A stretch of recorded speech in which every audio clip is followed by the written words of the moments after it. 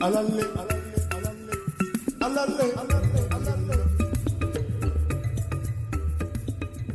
Hey everyone, welcome to Big Blend Radio's Vacation Station Travel Writers Show with the International Food, Wine, and Travel Writers Association. We call them IFTWA, and you can go to their website, IFWTWA.org. They're an awesome way to connect writers and photographers with the actual destinations. And we love doing these shows because you never know where we're going to go. But today we're going to Africa with award-winning travel writer and photographer Jamie Edwards. She's a publisher of luxury travel notes on her site, IamLostAndFound.com. When you go on her website, you're going to be stuck there for the rest of the day. So fair warning. So welcome to the show, Jamie. How are you? Thank you. Very happy to be here and talk about one of my favorite places on earth. Africa, I know it's like they say that, once you touch the soil, that little bit of soil gets under your fingernails and it never leaves. And you just want to keep going back home to the motherland. It's the motherland, I believe, Absolutely. It is. Africa is amazing, and what's really cool is you've done Cape to Cairo pretty much, right? We over the past 20 years have been lucky enough to get to Africa 4 or 5 times. I've been to 5 countries: Morocco, South Africa, Botswana, Uganda. It's just been and each one has been really unique to one another, and each one I would go back to in a heartbeat. Oh, me too. Me too. I know we were talking a little bit of South Africa, which is where we lived before we came home to the States. And Nancy had a magazine over there, and then we said, "Oh, we'll never do that. It's so much work." It didn't take long for us to be back doing exactly what we belong doing, which is, magazines and now podcasting. But South Africa is amazing. You went to Uganda. So we were near there when we were in Kenya, and but you went and saw the silverbacks. I mean, that is a bucket list for everybody, I think, It's definitely one of the things I tell people when they say, "Where should I go when I go to Africa?" I don't know if I would recommend Uganda as your first Yeah. experience in Africa. I would tend to send someone to South Africa or Botswana, especially for Southern Africa. Uganda, I think, would be a phase 2. Although it doesn't have to be, depending on your travel style. If you really want to get off the beaten path on your first experience in Africa, Uganda is an incredible place to go. What I think some people don't know about tracking the silverbacks is that you go all this way to Uganda, and each permit you buy only allows you 1 hour with the silverbacks. And so if you think about having 2 treks, 2 permits over the course of your time there, you're talking about 2 hours in your entire trip devoted to the silverbacks, at least the actual viewing of them. And so there is so much else to be done in Uganda. There's Queen Ashasha National Park, where you can see the climbing lions. And those are, I believe, the only place in the world you can see climbing lions. So Wow. it's important to realize that there's a lot of other things you'll want to do to fill your time aside from the magnificent silverbacks. Well, I think you bring up something really important because, being raised in Kenya and South Africa, everyone is like the big 5. And I'm like, dudes, I mean, even Impala, or I mean, I've got zebras behind me because I kind of miss zebras. And I don't I do.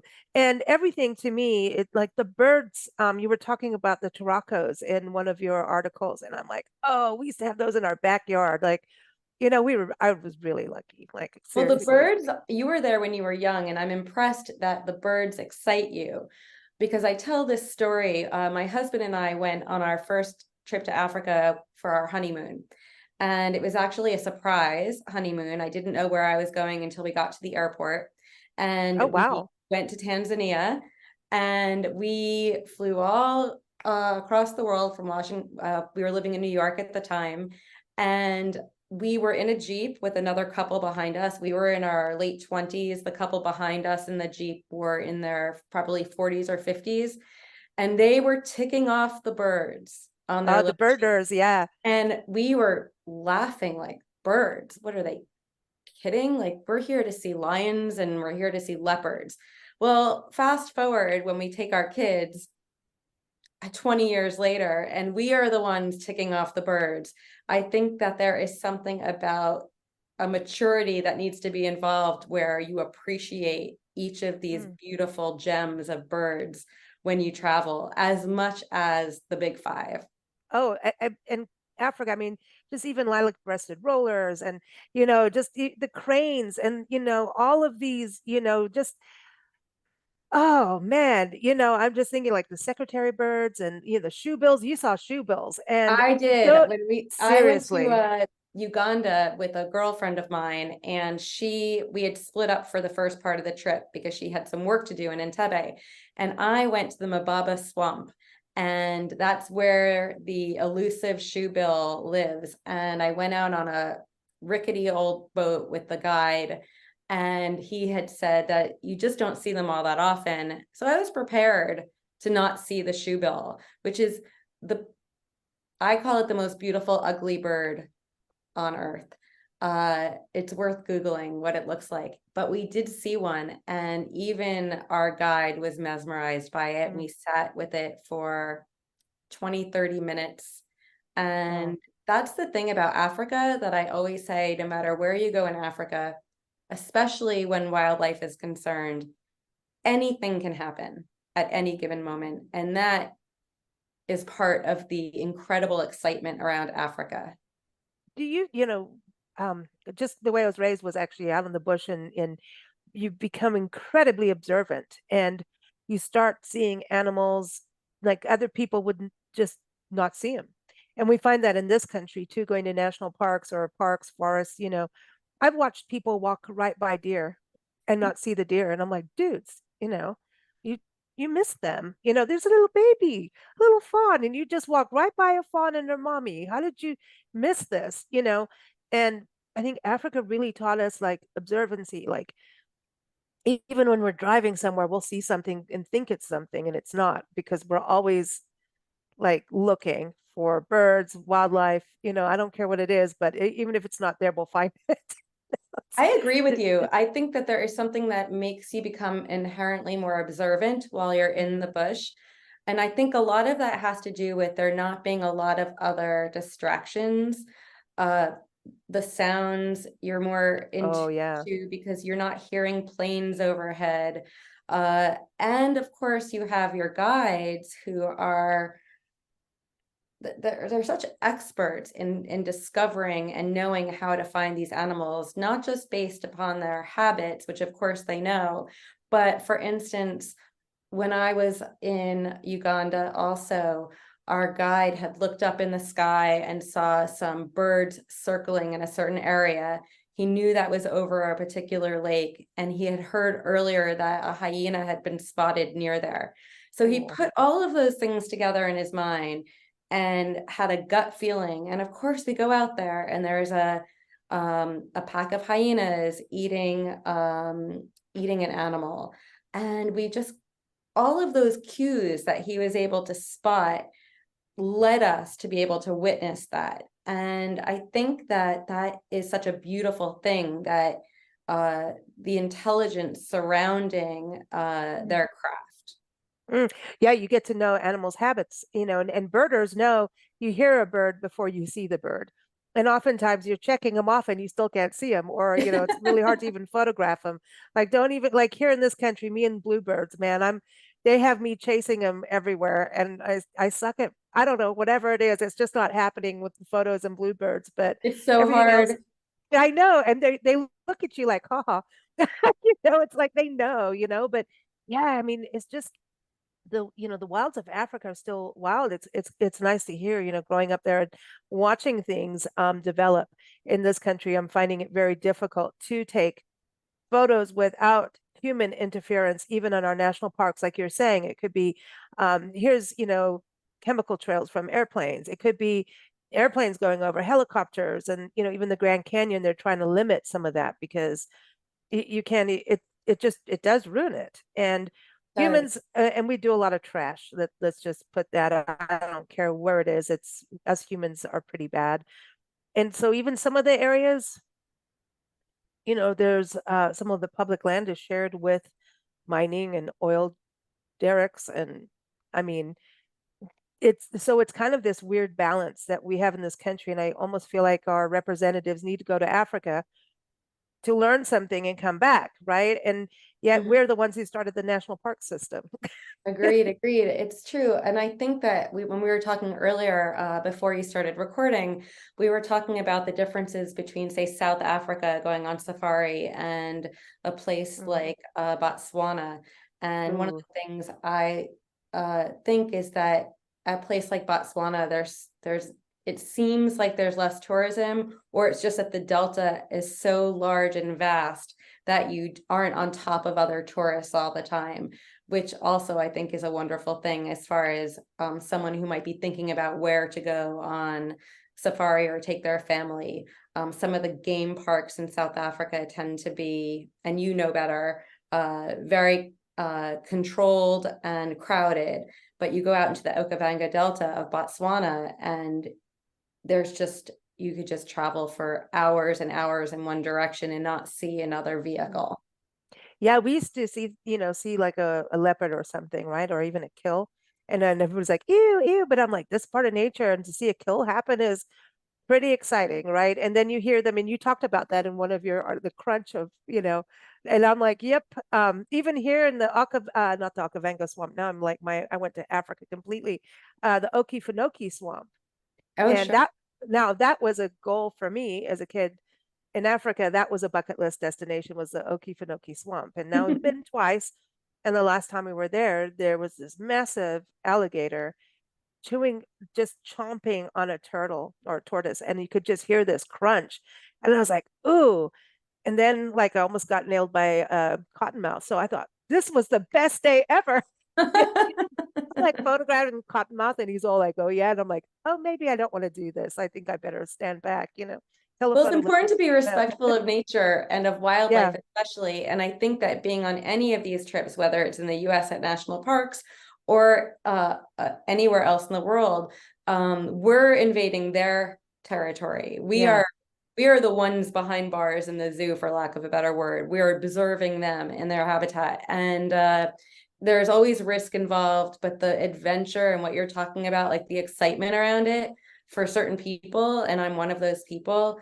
I could sit for 2 hours watching Oh, a kill. And I think that that is something else people don't maybe realize about taking their kids on safari or on a trip of this nature is there's a certain age that a child just cannot be patient and sit still to observe mm, uh, wildlife. So I personally, my husband and I decided that we were going to wait until our youngest child was at least 11 or 12, mm. because we wanted it to be a memorable experience, and we wanted to have both of our kids be able to understand the patience involved.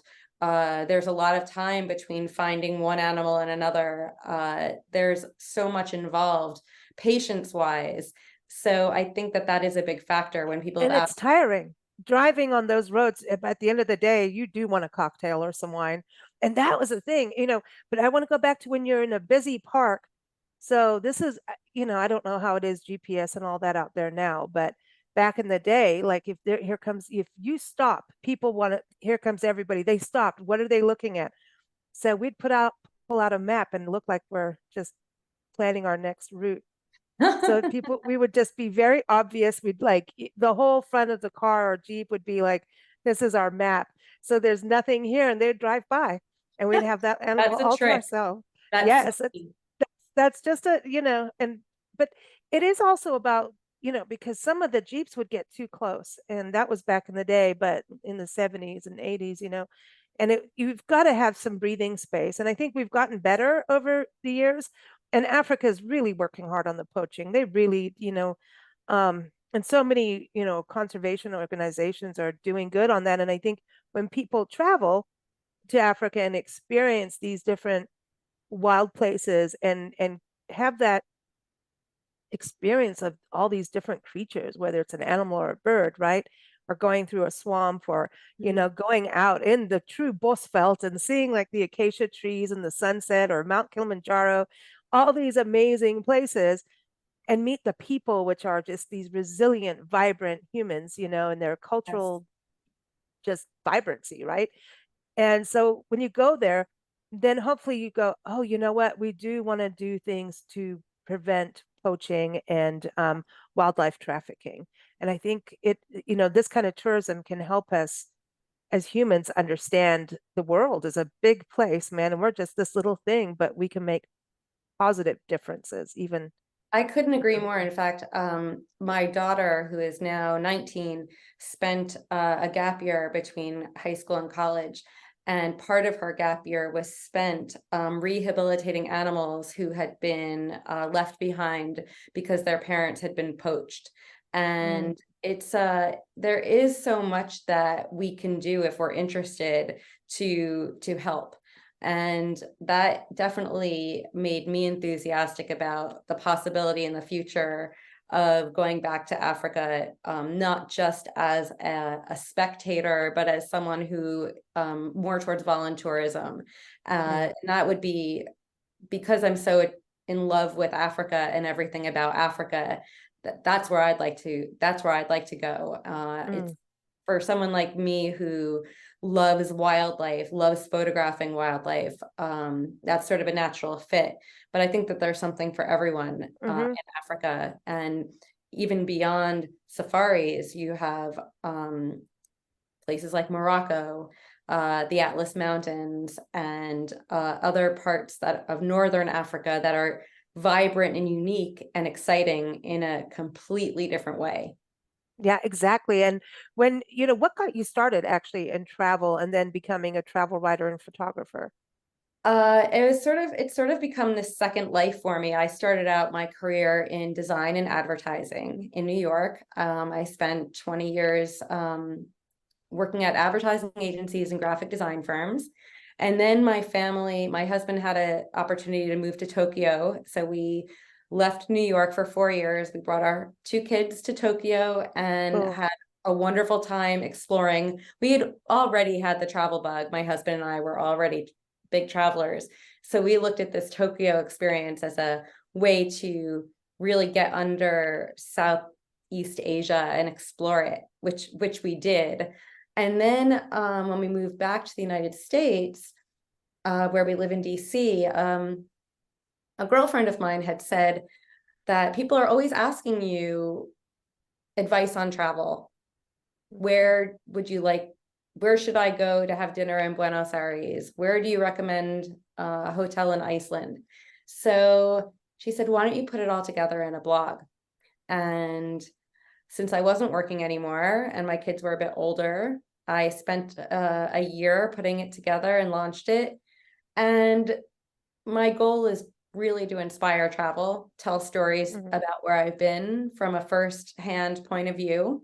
So rather than me saying, Lisa, you should go to Botswana because of XYZ, instead, I tell my story about Botswana and hope that it encourages someone to go there on their own. Yeah, you do have a sense of place, reading your writing, and your site is beautiful. You've just obviously come from a design background, right? But also know how to be a storyteller in that you've got a really good balance of inspiration.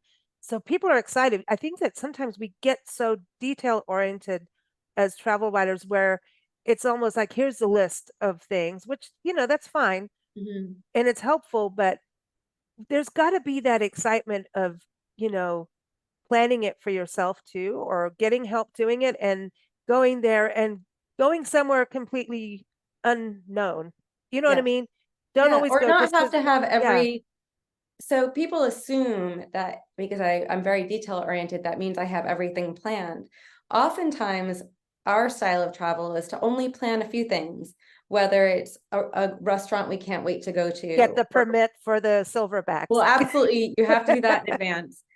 That is a given. But then to leave some things to chance and to explore and to just sit at a cafe on a square and watch the world go by instead of having every hour planned with a museum or a specific place to go. That's just not our travel style. And it works for us to have a little bit leisure time built Well, you're in. soaking up the area. It's like, as we travel, we're pet sitting. So we're actually really getting to know what it's like to live in these places as we travel. Oh, that's And interesting. so it's a slow form of travel. Though I Mm. think over COVID we did like 1,500 parks, so that was a little crazy, but hey, I it was like slow quiet. travel. Slow travel Yeah, is a great concept. it is because it's like if you're having when you have like this to-do list, it's almost becomes a chore when you're traveling, and I don't think you're soaking up an area very well if you're just checking off like, like the bird list is cool. That's investigative, cool Yeah. stuff, right? That's a treasure hunt. But when it comes to like checking off every little thing, I think we miss things. And I think travel writing, it used to be a no-no about writing from a personal perspective. And then Mm. blogs opened up and said, hey, move on over. And Yes. getting blogs to be something important, it just personality won over the muckety mucks basically of what should be in travel writing, you know? Yes, I agree with that. And I think oftentimes some of the feedback I get is you made me feel like I was there, or Nice. you make me feel like I want to go there. And Mm. in my mind, both of those are wins. That's all Yeah. I love that.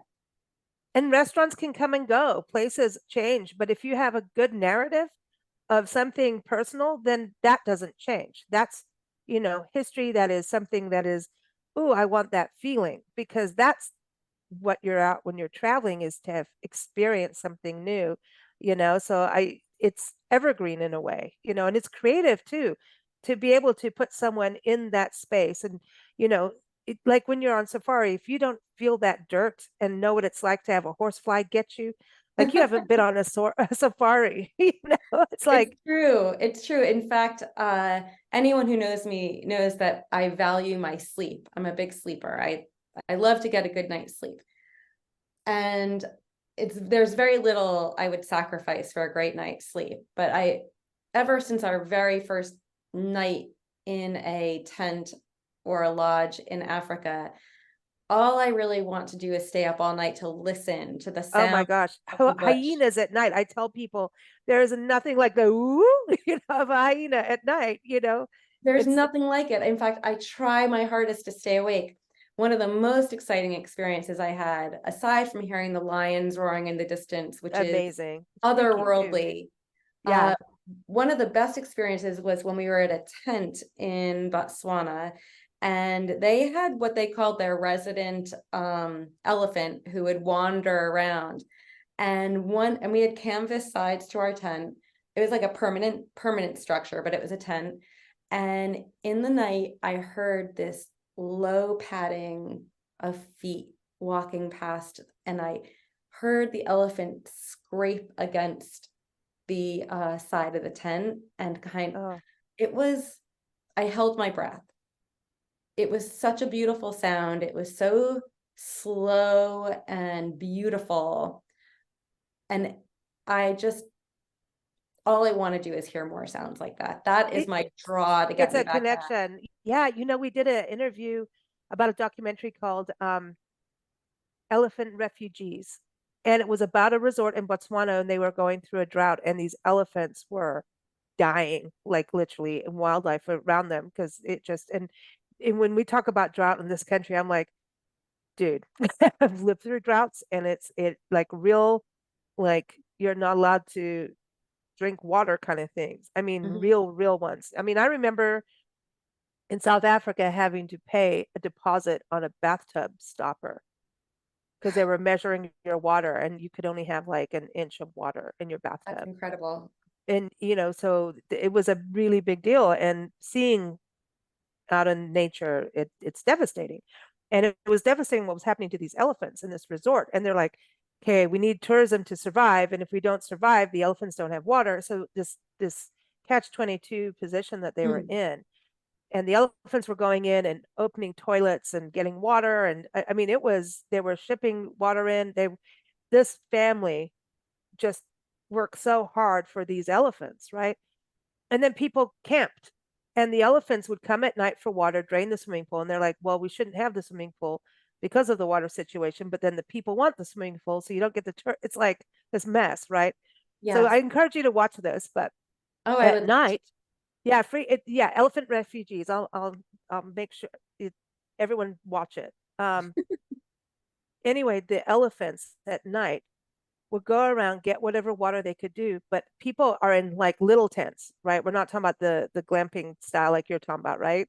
And the elephants walked around the tents, never crushed over them. And we're talking like a whole bunch of them Wow. in between the tents in the morning, and people would hear what you're talking about. And I'm getting goosebumps because I remember bats and monkeys and all kinds of things coming up in tents and yeah, snakes, all of it. But I mean, anyhow, that is we're the going to scare excitement people. of it, Yeah. being in it. It's like being inside the Discovery Channel, just But they being, have this respect for you. You know, they yes, respect, I mean, for them to do that. Now, have you done watering holes at night? no, Oh, it's on my no list. way. Oh, you got to go to Kenya because, like, this is the coolest thing. And I think it was called Treetops. And I don't know if it's still there or not, but as a little girl, like, there was like a bar. So, you know, if people are having cocktails and watching the wildlife come to the watering hole, Wow. elephants, leopards, lions, you name it, you know, all come to the watering hole and you're watching at night. Seriously, you need to do that. And you're Well, in a I'll tree talk to my house. husband. Kidding. Look up, We we have have to look some. up treetops and see if it's still there. I don't know. It's in the Well, Aberdares. Kenya's definitely on our list. And I mean, it really would, as I mentioned earlier too, it's something I'm looking forward to doing after my kids are both out of the house, Yeah. to go to Africa, spend time a month at a time working in different places, whether it be with the silverbacks, for instance. One of the things I was most impressed with Uganda, and oftentimes people have asked me, why did I choose Uganda over Rwanda? Because Mm. the Everyone thinks silverback, Rwanda immediately. pardon? So everyone thinks of Rwanda immediately. They do. They think of Rwanda because they were sort of first with the tourism around the silverbacks. So for people who don't know, so, and I didn't know this until I researched it, silverback gorillas are in no zoos around the world. There are none in captivity. The only place you could see them in the entire world is the parks that sort of are at the corners of Congo, Uganda, Mhm. and Rwanda. So that's really the area that they are in the world. And Rwanda was on the map first when it came to tourism for the silverbacks. Their permits are much more expensive. I think when I went to Uganda, at the time, the Rwanda permits were $1,500 a trek. So we're talking about $1,500 for that one 1 hour. experience. And in Uganda, it was half the price. Also, we chose Uganda because it seemed a little bit more off the beaten path as far as tourism went. It wasn't as pretty and buttoned up as Rwanda Mhm. was. And we had this amazing experience where, so the Bwindi Impenetrable National Park is where the silverbacks are, the families live. And they're habituated, which means that they are accustomed to seeing humans. You can't get close to them, but they're not going to lash out at you unless you, of course, are coming for them or going towards their babies. They're used to humans.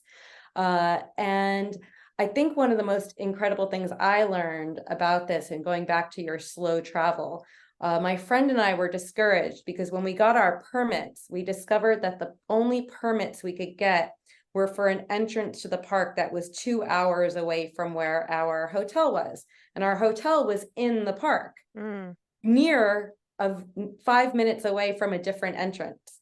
So we had to travel 2 hours to a different entrance, even though we had one literally on our doorstep, just because of the way that the flow of tourism could go. So we woke up at 5 in the morning to get to the Ruhija entrance by 7. It was the most beautiful drive. We saw the sunrise over the tea fields. We saw people working. Oh, We went through towns. We saw kids on the road. An experience we never would have had we gone 5 minutes from our hotel into the entrance of the park. It reminded me that was a happy accident. Something we thought we were going to dread, a 2-hour Jeep ride at 5 a.m. turned out to be a highlight of our trip. So it just goes to show that travel is not perfect. It shouldn't be. And oftentimes no. those imperfections are become these wonderful experiences. I agree that just the same thing happened. We go to the Sequoias a lot, Sequoia and Kings Canyon National Parks in Central California, and cover them a lot, every month actually. And you can stay in the park And with us, with our work and podcasting, everything, we're like, okay, we want to do that, but like, what do we do with our stuff? It's like a mess for us sometimes the way we travel, right? So anyway, we stayed in one of the neighboring towns. There's Visalia, there's Three Rivers. Three Rivers is right at the entrance of Sequoia National Park. We've done both. But to get into the actual thing, to the top where the big sequoias are, takes like an hour almost, and like an hour and a half, I think, from Visalia, the city. But now, we're one of those that I want to see the sunrise. I'm always like, we have to be there at dawn and dusk. That's when you see the animals. Mhm. And I swear I remember that first time Nancy and I were driving up into the sequoias.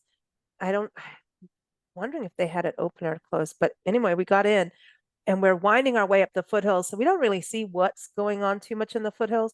We get to the top and we're seeing the sun come up like you wouldn't believe. And it was just like, oh man, over this whole valley.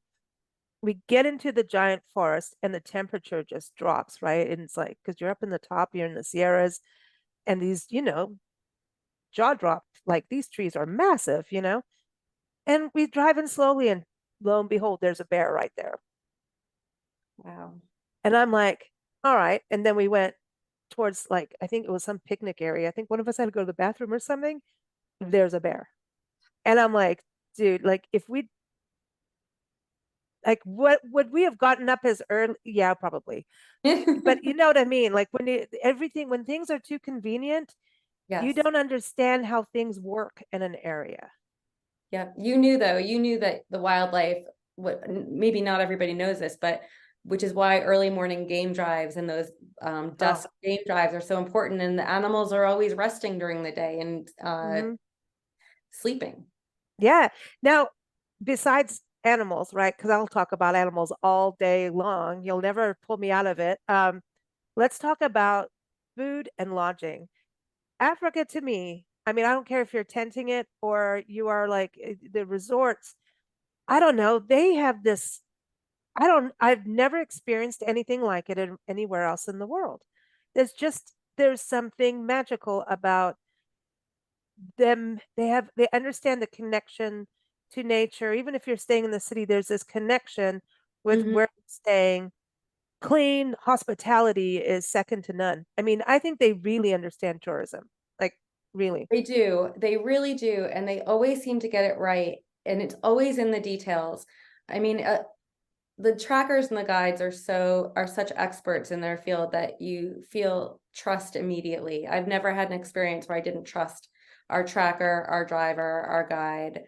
But as far as the service in the hotels, it must just be built in the way that it feels familial when you go to any of these places. And I think also there's this built-in community of like-minded people who go to these places in the first place, that everybody is sitting around with your guides at night, swapping stories about what you saw that day, who saw a Mhm. kill, who saw a herd of elephants, who saw a leopard in a tree. Everybody wants to share their stories and their photos. So I think that is all built into the nature of a trip like this to begin with. And then you layer on top of it how you don't really need much in the bush. You need a pair of binoculars, you need a bed. Oftentimes, you slide into bed at night and there's a hot water bottle by your feet that's already toasty. Oh man, I haven't had one of those since we lived there. Like, I try to recreate that at home. It's just not the same. But there's so many little touches. One place we went to in Botswana, this small camp had watercolors and an easel. They had a wine area that you could go down and pick any bottle of wine you wanted. And these were not over the top places. These were simple places. But every single touch and detail made sense. and there's nothing like dining in the bush. Like these Jeep tours, a lot of them, and I think half my Facebook friends are tour guides. Um, and they're always showing like, here it is. All right, it's lunchtime. They set up, under a tree kind of thing, make sure there's no mambas in the tree or boomslangs or whatever. And they set up like here, and you're gonna have a little wine. And next thing you know, this whole meal comes out. Like it's insane. I remember Nancy talking about this, and I was a kid, so I wasn't allowed to imbibe. We were in Kenya, Mombasa, and they would come with a rum drink in a pineapple, and they would come and they were like, here, and go away. And next thing you know, they'd come back with the second one. Like how it was like just this, I don't know. And like you're saying, it wasn't over the top, I think part of it expense wise. too is that it's so unlike anything we can experience here in our normal lives. It's as different as being on the moon.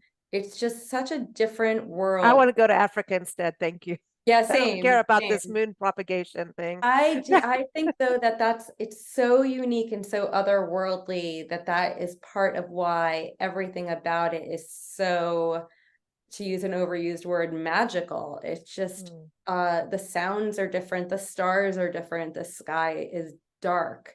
Uh Dark unlike anything I see in my city life. And I know that I appreciate it. I Mhm. appreciate all of it. I appreciate being able to have a sundowner over the Delta, watching hippos pop their heads up and just realize how Oh man. visual this is. Oh, seeing the hippos.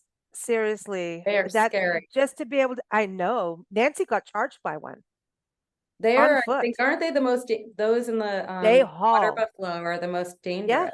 Yeah, that's when she worked for Joy Adamson, and Joy Adamson's like, here, go. And he had a really weird way of teaching you about wildlife. It's like, here, let's really scare the crap out of you. Nancy's like down there sketching, right? And here comes the hippo. And Nancy's like, oh, cool. Next thing you know, and there's got to, I think there had to be a baby. This hippo comes charging, and she has to get up the hill before this. And Joy Adamson's sitting there going, you'll never do that again, will you? Like That is not for me. The first of all, that hippos are fast. Also, they don't look it, but they apparent. I've never seen one run, but I'm they told they're move. very fast. They're incredibly fast. You don't be fooled by the blubber. I'm Same with not. rhinos. Don't We've been charged by rhinos, we've been charged by elephants, we've been charged by God, you're snakes. lucky you're here. Yeah, really. I mean it for a lot of things. But you learn and you know, like you're saying, have that healthy respect, and your guides really do know the wildlife. They do. They live in it. They love them. And yes, there's some that hunt subsistence hunting and stuff like that, but they understand tracking more than, They do. It's so impressive. The difference between the South Africa game drives and the Botswana ones were pretty stark. In South Africa, as I said, there were game parks. They had guns. They didn't use them, but they had guns at the hmm jeeps. In Botswana, the guides don't have guns, which was a little unnerving at first, but in after having been in South Africa first. But when we talked to our guide, his name was Foster in Botswana, we had this one situation where our Jeep stopped among a pride of lions, and the lions were curious, and they came up right up to the Jeep, which is open, the Land Rover, and sat in the shade of hmm the Land Rover, just looking up. I mean, it's like looking out your car window with Yeah, the yeah. wide open. And I'm thinking, Foster doesn't have a gun. What the hell is going on here? And later, after we all could breathe again and we moved on, he cut the engine and we sat there for a long time. Uh, I asked him, how did you know that the lion wasn't going to attack? And he never takes his eyes off the eyes of the animal or the body movements. He said hmm he could tell from the way the twitch of an eye or hmm the body movement or a tremor what the lion is going to do. Yeah. That takes skill, research time, and I was in absolute awe of him. And the fact that he lay down, that was like, I'm just chilling out in the shade. And they do mess with Jeeps. They know what you're doing. I mean, we went through Africa without guns. And I mean, I was, single mom here, all over Africa. And I don't know. I feel like that can sometimes get you into more trouble. And then maybe we got out of a lot of trouble because we're women. I don't know. Like, I don't know how we got through it all, but we did. You And did. it's the animals you learn a lot really just by observing, Mm, watching their behavior, and it becomes patterns, and that's how you know to look for them at certain places, certain times, certain habitats. Will, like yes. Gerenuk. Have you seen a Gerenuk yet? Oh No, my God, you need to see a Gerenuk. I have to Google it And right put you, after because I don't even know what it is. they have these really super long necks. So like, everything has a different place to eat of a bush. So Hmm. like they eat the higher part of an acacia, whereas an impala is grazing underneath, and everybody has a different station, and they stop eating when the leaves get like, man, that's because the leaves don't want to be over pruned. Nature does its own job. Here we are as gardeners, we're like chop, chop, chop. Well, I have a hard time about pruning. That's not my thing. I just let it all go. Let it go. Nature knows what she's doing, but like when you're dealing with wildlife, But I think in this country, absolutely go to our parks, look at Yellowstone, look at places we have, with wildlife. And there's a respect that we need to learn even from that. You see people going out there with, seeing people try to get next to an elk, a mom and baby, try to put their baby next to them. I'm like, oh, Oh dude, you're yeah. gonna get it. You're gonna get it. So I think there's something to be taught also about these conversations. And if you're with a guide, I think you learn about the animals, and so you have a better appreciation, and then you may not be one of those idiots. Well, also you see much more, at least in our case. Mm, The trackers they could spot a leopard from a mile away or a cheetah, something we would not see. The way you were talking earlier about people walking by a fawn and a deer when yeah. it's 3 feet away from them. The one of the many things that's great about having a guide, which I would highly recommend for anyone, especially their first time going to Africa, Mm, you're going to get so much more out of it. You're mhm. going to see much more and you're going to feel safer And for they're sure. so nice. They're so nice. You get to learn what Africa's like, Yes, yes, you really, absolutely. and they become friends, they really do. It's a immersion, in a way, The real getting to know them. community. I still keep in touch with our guide from Uganda, and I do every once in a while try to find our wonderful guide from Botswana. Uh, Oh, but all of our guides have been, even from our very first trip 20 years ago in Tanzania, I'll just never forget it. that's awesome. Now, okay, before you go, I want to know about food. What did you enjoy eating in Africa? I mean, you've got to go to Morocco, down to South Africa. We got wine, number one in South Africa.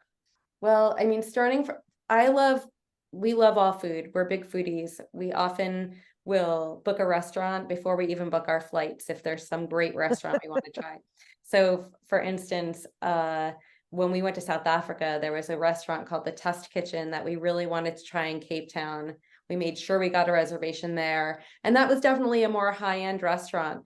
But everything from having a braai, which like a roast, traditional African roast, to we've tried ostrich, we've tried zebra, we've tried, I mean, when we say venison here in the US, we think deer. When you say venison in Africa, it could be any number of it could, I guess, zebra It's included, a lot of impala. impala, mostly impala, I We think, and um kudu. we tried, I think we may have tried crocodile. Does that make sense? We tried everything. We just we went out to the vineyards and had lovely meals outside. And then when we were in Morocco, we would have rooftop restaurants that Oh, had wow. like meze style overlooking the souks. Did you Uh, have the mint tea? yes, we went out to the Atlas Oh, Mountains and went to a Berber village and had a traditional no mint way. That's cool. ceremony. There's no cars there. We had to hike for a few hours. And it's just, there's so much. I mean, hiking on it is its own whole category, whether in the Atlas Mountains or even in Uganda, when you're getting to the silverbacks, there's a lot of activity that is highly, uh, active, involved, where you're um, burning calories in a great way and earning your meals. Yeah, it's hiking is the best. There's nothing like a good hike. There just isn't. And hiking in Africa to me is amazing. I mean, It we is. got ourselves in a lot of trouble in some hikes. Like really, we ended up in different countries sometimes by accident. and not knowing where we were. Like, we had a farmer pick us up, put in the back of his bucky, and he was like, "You girls shouldn't be here." And we're like, "Where are we?" You know, but it's awesome in South Africa. I know when you were in the Cape area, you got to see some of the proteas and the little pincushions. And did you see the sugar birds when you were out there? And No, and penguins? You we saw saw the penguins and penguins. We went to De Boulder Hoop. Beach. Okay, Boulder Beach. That's all De Hoop area. I There's mean, so much to see. when we were in South Africa and we worked in tourism, especially with Nancy's magazine, and we actually traveled the country for 2 years with her artwork and went every single place in South Africa that you can imagine. And they the tourism slogan then was South Africa is a world in one country. And I really believe that because I mean, you've got good wine. We've seen ostrich walk the beach in Paternoster. You can go up to Namibia and see lions on the beach. I mean, it's crazy. It is. So I don't know if is it? Yeah, it is Namibia. One time it was Southwest Africa. Now I'm all like messed up, but anyway, it's awesome. I'm so glad you experienced it. How are you enjoying being a member of IFWTWA, the International Food Wine Travel Writers Association? I love it. I keep up with it as much as possible. I'm always reading it. I'm thrilled to be a member. And Mm. I'm really grateful because that's how I met you. And I know, cool. And we get to meet you and have this awesome conversation about Africa. it is. It is. In fact, now I'm just sort of so jazzed by all this. I just might have to start doing some research into possibly Another Namibia. trip. You just Oh piqued my yeah, interest. I know. I want to do the Botswana, the Okavango swamp, Well, we and can and swap Etosha Pan. information. Cool, cool. Let's do it. Let's just go on a trek. I feel like we need to all go travel now. I know. I think our job is done. I agree. I agree. I know I want to go. I want to go. I want to go. Everyone, follow Jamie and her adventures. She's on Instagram as well as I Am Lost and Found. I love that name. But go to her site, IamLostandFound.com. You'll see a lot of her articles on Africa under the food and lodging section, under the travel section, and around the world, Antarctica, you name it, even the Blue Ridge Mountains where we are right now. So check it out. And also, we want to thank our friends, the International Food Wine Travel Writers Association. They just finished up their big annual conference, which was a cruise from British Columbia down to LA with the Discovery Princess cruise line, which was awesome. Keep up with them at IFWTWA.org. And of course, Big Blend Radio, we air every single day, sometimes 2 to 3 shows a day because we're a little crazy. So keep up with us at bigblendradio.com. Thank you so much, Jamie. Thank you. I had a great time. Me too. Alale, alale, alale, alale, alale,